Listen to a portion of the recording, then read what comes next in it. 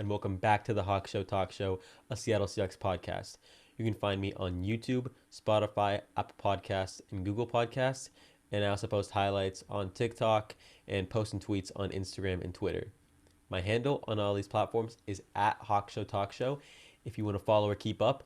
And if you can't find it through that, I have my link tree in the bio or description of just about all my platforms. And you can go to that and it gives you hyperlinks for every platform I'm on. So, yeah.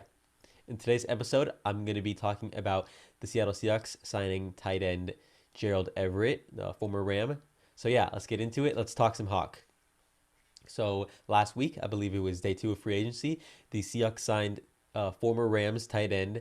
He's a free agent, Gerald Everett.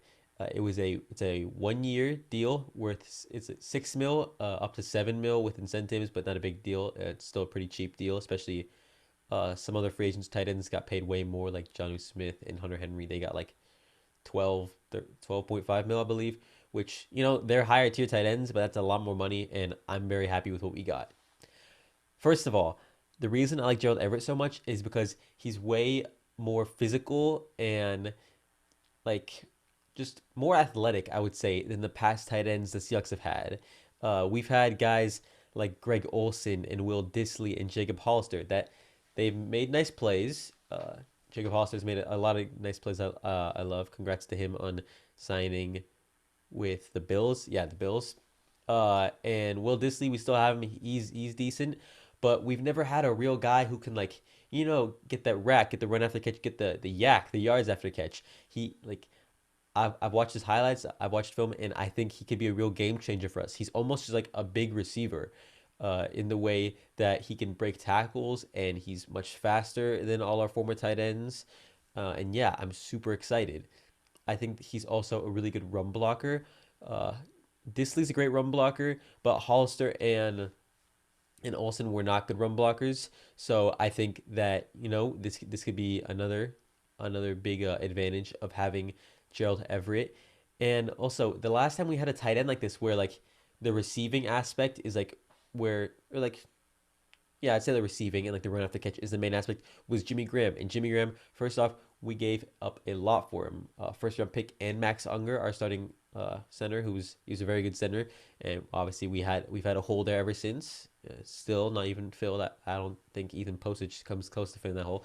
But yeah, we gave a lot for Jimmy Graham, and that was a fluke. It didn't work out. He clutched up at some moments, but mainly wasn't too good. Wasn't what we wanted. And I think this gives us that same opportunity, but so much cheaper, for so much less capital. We just give up 6 mil just on a free agent. It was so much easier. The only thing is, it's a 1 year deal, so this is not. We could re-sign him after, obviously, but I still think the tight end position has to be addressed, because as much as we love Will Dissly, as much as we love to bring Luke Wilson back, every so often we've got to bring him back at least once a year. He's been on the Seahawks like 4 different times or something. It's crazy. As much as people might like Kobe Parkinson, the 5th round pick, I believe, 6'7" out of Stanford, these are not stud guys that are really going to help change the game. Like, they might make a couple nice plays here and there, but it's not what I would like on the Seahawks. I want like a game changer, and I think Gerald Everett, he could be that. There's potential. Like, at the end of the day, he was the backup on the Rams. He was Higbee's backup. So people could say, oh, like, it's just a Seahawks signing another backup, which it's true. But Higbee is the type of player that I don't want on the Seahawks anymore. Like Olsen, like Hollister, and honestly, like Dissly. I like Dissly, but it's not what I want to see on the field. I want a fast and aggressive and athletic guy, and Dissly's not that. He's just tall, good blocker, and can make nice catches, but that's not what I want. Gerald Everett, I think, is perfect. I think it's awesome. The only thing is, as I said, it's a 1 year deal. So the tight end, kind of I wouldn't say a hole, but just the nothing special there we've had for the past couple years. I still think it needs to be addressed. And the way I would like to address it is still in the draft. I know that we still have a lot of holes. I would say that our main holes right now are maybe corner.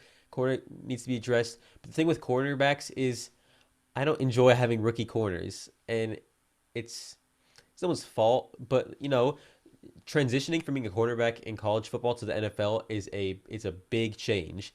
And corners that are elite today still were not good in their first couple seasons. I'm a big AJ Green guy, and I was watching AJ Green highlights the other day, and he was getting he was toasting, just absolutely, just like he had like 20 yards on Trey White, who's like an elite corner now. So you wouldn't see that happening today, obviously.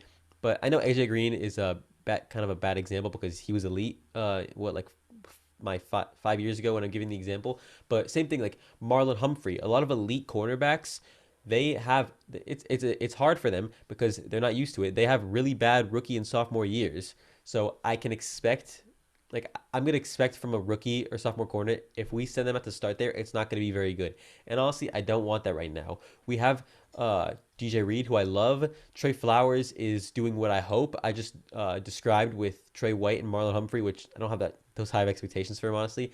But that, it was a rookie and a sophomore, and then kind of slump, and then last year, his junior or whatever you want, his third year, it was much better than the other 2 years. It wasn't elite or anything. It wasn't special, except that D Hop game I would call special. He clamped him up. But he's growing, and I'm excited for that. Same thing, Akello Witherspoon. We just signed him off the Niners. I talk about him in a different episode if you want to check that out.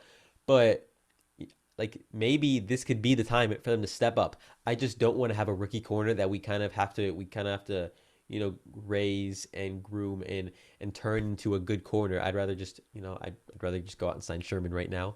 But that's also me having a fan favorite bias. Anyways, corner. I wouldn't draft a corner right now. I don't want to. Sam linebacker, strong side. Could bring back KJ. I don't see it happening. I still wouldn't draft a linebacker there. I like Brooks and Bobby. We come in a lot of nickel, whether that's Ugo or Blair. I don't think having a third linebacker is that important, especially because I want to see Brooks more. I know if we bring KJ back, he'll still probably start in the 4-3 scheme that we start with, but he won't be a starter when we run nickel, like I just said. Like, KJ is probably going to get more playing time. I don't really want to see that happen. I love Brooks. I'm excited for Brooks. I want to see him in more. I wouldn't draft the linebacker. Wide receiver, maybe, even though I want to sign Antonio Brown or Josh Gordon if he gets reinstated. And I know this rookie wide receiver class is insane. It's a great class. So I honestly wouldn't be unhappy getting receiver.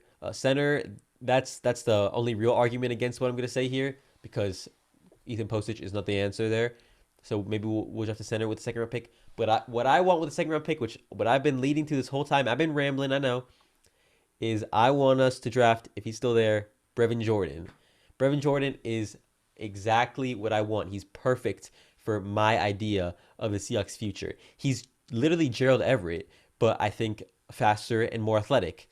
Gerald Everett, what I was saying was great run after the catch, great yards after the catch, great rack and yak, a good run blocker, and Brevin Jordan out of the U is just perfect for that. Plus, what I said, Gerald Everett, it's a 1-year deal. If we want to, I guess, like, it makes sense, honestly, to take Brevin Jordan with Gerald Everett. Like, Gerald Everett doesn't put it out of the equation because Brevin Jordan's going to be a rookie, so we don't know if we want him starting all season long. Like, what if it doesn't work out? So Gerald Everett's good to have there. But let's say that we draft Brevin Jordan, and I'm going to come out and say it. I'm super biased. I'm a Miami Hurricanes fan. I'm really biased. It's all about the U. But I think Brevin Jordan's perfect. We draft Brevin Jordan with the 55th, 56th, whatever overall pick. Sits behind Gerald Everett, but wouldn't be sitting on the bench, really. We come out in 2 tight ends. That's plenty. It'd be just enough playing time for Brevin Jordan. It'd be perfect. We see Gerald Everett, what he does, if he fits in the system, this new Shane Waldron offense we're going to run, and then Brevin Jordan is the future of that. He's literally Gerald Everett, the exact same play style. I've watched him for 2 years. The only college football I watch is Canes games, and I think Brevin Jordan's great. There was a carousel of quarterbacks at the U. Like Tate Martell, Jaron Williams, Derek King this past year, a lot of them, and Brevin Jordan made it work with all of them. Crazy after the catch. He's a great route runner. He's just really strong, really athletic. I would love the Seahawks to get him. That's my dream pick. My dream draft pick never gets picked by the Seahawks. So maybe I'm jinxing it, but I don't know. It's an out of the box pick, and the Seahawks love going out of the box. So you never know. Maybe just maybe, we would draft Brevin Jordan with our first selection in the 2021 NFL Draft. Anyways, the video is not about him. It's about Gerald Everett. But I just want to kind of address the tight end position with that. And yeah, I'm super happy that we signed Gerald Everett. I think it's a great signing, a great young and new tight end for us, and I think he will fit perfectly in Shane Waldron's scheme as they're already familiar with each other, obviously, from their time in LA, and I think it's perfect. That's it for today, guys. If you wanna let me know anything you want to see me discuss or address in a future episode, you can comment it depending on what platform you're on to let me know. Or in my link tree, I have a Microsoft Forms, a submissions box where you can just request or ask me anything, and I'll address it in a video.